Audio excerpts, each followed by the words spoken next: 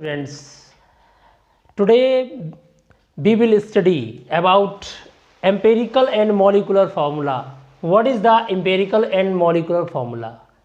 Student, जैसा कि part 1 some basic concept of chemistry का हमने वीडियो दिया है, उसमें पार्ट 1 में था। अभी पार्ट 2 है जिसमें मैं पढ़ाऊंगा आपको what is the empirical and molecular formula. तो एम्पिरिकल और मॉलिकुलर फार्मूला में क्या होता है इसके बारे में समझेंगे। पहले तो मैं आपको बता दूं, एम्पिरिकल फार्मूला जो होता है वो सिंपलेस्ट फार्मूला होता है। The simplest formula is called empirical formula. और मॉलिकुलर फार्मूला जो रियल फार्मूला होता है किसी भी मॉलिक्यूल का, that is called molecular formula. For example अगर हम बात करते हैं एम्पिरिकल मॉलिकुलर फार्मूला की, तो मैं आपको पहले समझा देता हूँ। जैसे ग्लूकोज का फार्मूला C6H12O6 है। ये ग्लूकोज का फार्मूला है C6H12O6। तो इसका जो सिंपलेस्ट फार्मूला होगा 6, देखिए 6 से डिवाइड हो जाएगा तो 6 बन जा 6, 6 टू जा 12, 6 बन जा 6, तो CH2O आया। तो अगर आप ध्यान से देखें CH2 जो आया इसमें हमने 6 से डिवाइड कर दिया है यहाँ पर, तो हमारा CH2O आया है। तो ये सिंपलेस्ट फार्मूला है किसका? ग्लूकोज का। तो this is a empirical formula, this is a empirical formula और this is a molecular formula of glucose. तो भाई ग्लूकोज का जो मॉलिकुलर फार्मूला है वो actual formula of the molecule is called molecular formula, but the simplest in the simplest form the formula is called empirical formula. तो empirical formula क्या है कि किसी भी मॉलिकुलर फार्मूला का सबसे सरलतम रूप यानी सबसे सिंपलेस्ट फॉर्म जो होती है वह आपकी एम्पिरिकल फार्मूला कहलाती है। तो आपको बता दें, हिंदी में एम्पिरिकल फार्मूला को मूलानुपाती सूत्र कहते हैं, मॉलिकुलर फार्मूला को आणविक सूत्र कहते हैं। तो अगर आप ध्यान से देखें इसमें जो C6H12O6 है इसमें बहुत छोटी से छोटी संख्या 6 है, 6 है, जिससे डिवाइड करने पर इससे सबसे सिंपलेस्ट फार्मूला प्राप्त हुआ। इससे सिंपलेस्ट नहीं हो सकता। तो ग्लूकोज का ये एम्पिरिकल फार्मूला है, ग्लूकोज का ये मॉलिकुलर फार्मूला है। तो एम्पिरिकल फार्मूला, मॉलिकुलर फार्मूला, ये मतलब आपको बताता क्या है वो मैंने बता दिया। The actual formula of the any molecule is called molecular formula, but the simplest form of the molecular formula is called empirical formula. Now let us start about the question. What is the question? This question is involved, you can see in NCERT example also. So you can write what is this question. After writing this question you can understand each and everything regarding that for solving this question. तो students क्या करेंगे, सबसे पहले आप इस question को note कर लीजिएगा। क्वेश्चन क्या है, फिर मैं आपको क्वेश्चन को समझाता हूँ। क्वेश्चन क्या मैं आपको समझाता हूँ। एक compound contains 4.07% hydrogen, 24.27% carbon, 71.65% chlorine और its molar mass is 98.96। What are its empirical and molecular formula. तो स्टूडेंट्स यहाँ पर आपको कार्बन की, हाइड्रोजन की और क्लोरीन की परसेंटेज दी गई है। ओके, इतने इतने परसेंट क्लोरीन है, कार्बन है, हाइड्रोजन है। तो मॉलिकुलर फार्मूला कैसे निकालेंगे वो बताया गया। ये क्वेश्चन 9th में भी आता है और ये 11th के पहले चैप्टर में तो है ही ऑलरेडी। तो एलिमेंट कार्बन, हाइड्रोजन, क्लोरीन। तो कार्बन 24.27% है, हाइड्रोजन 4.07% है, क्लोरीन 71.65% है।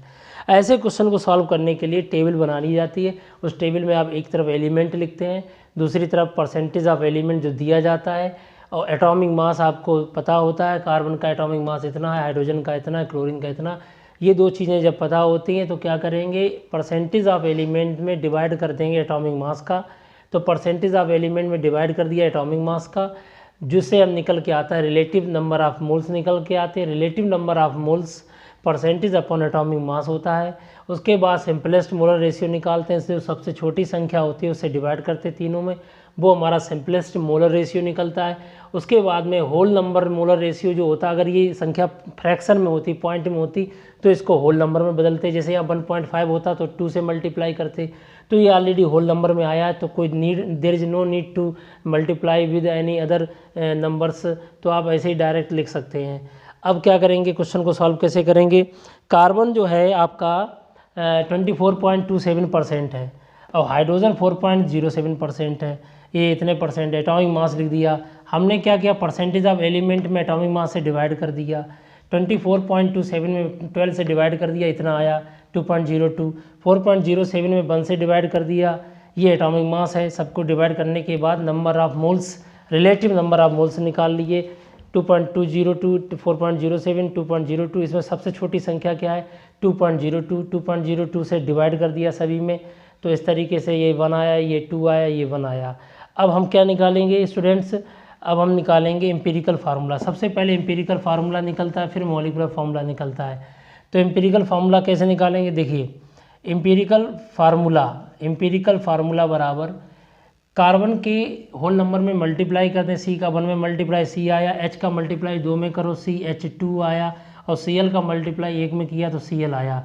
तो भाई एम्पिरिकल फार्मूला निकल के आया CH2Cl यहाँ पर एम्पिरिकल फार्मूला निकल के आया। अब हम क्या करेंगे, एम्पिरिकल फार्मूला निकाल लिया, मुझे मॉलिक्यूलर फार्मूला चाहिए, तो मॉलिक्यूलर फार्मूला बराबर होता है MF माने मॉलिक्यूलर फार्मूला, EF माने एम्पिरिकल फार्मूला, मॉलिक्यूलर फार्मूला बराबर होता है एम्पिरिकल फार्मूला का होल n। अगर होल n जो वैल्यू है, n की वैल्यू निकालते हैं, मोलर मास जो दिया जाएगा, मोलर मास अपॉन एम्पिरिकल मास, ये जो मैं पढ़ा रहा हूँ ये आपको 9th क्लास में भी है, और चीज़ें तो 9, 10th हो चाहे 11th हो 12th हो चाहे कॉम्पिटिशन हो, हर जगह काम आती हैं। तो n बराबर मोलर मास अपॉन एम्पिरिकल मास। अब आप कहेंगे सर मोलर मास तो दिया गया, यहाँ पर क्वेश्चन में दिया गया मोलर मास 98.96 है, तो n बराबर हो गया 98.96, लेकिन मुझे एम्पिरिकल मास नहीं पता है। How can be calculate the empirical mass, empirical mass निकालने के लिए एम्पिरिकल फार्मूला पता है, मास ऑफ एम्पिरिकल फार्मूला। तो इसका जो फार्मूला मास निकालिए, कार्बन का एटॉमिक मास 12 होता है, 2 इंटू हाइड्रोजन का एटॉमिक मास 1 होता है, क्लोरीन का 35.5 होता है। अब हम इसको मल्टीप्लाई करो 2 से 12 + 2 + 35.5, तो 14 और 35, 14 में 35.5 ऐड करेंगे, कितना निकल गया है 3 4 49.5, 49.5 हमारा एम्पिरिकल फार्मूला का मास निकल के आया है। आपको बता दें कि जो एम्पिरिकल फार्मूला का मास निकल के आया है, अगर हम गिवन मोलर मास दिया जाए तो मोलर मास में अगर एम्पिरिकल मास से डिवाइड कर देंगे तो n निकल आता है, और n निकलने से हम ये एक रिलेशन होता है मॉलिक्यूलर फार्मूला और एम्पिरिकल फार्मूला में एक रिलेशन होता है। इसमें एम्पिरिकल फार्मूला यहाँ रख देंगे, होल n कैसे निकालेंगे, n बराबर मोलर मास बटे एम्पिरिकल मास। मोलर मास कितना है ये दिया गया, एम्पिरिकल मास कितना निकला 49.5।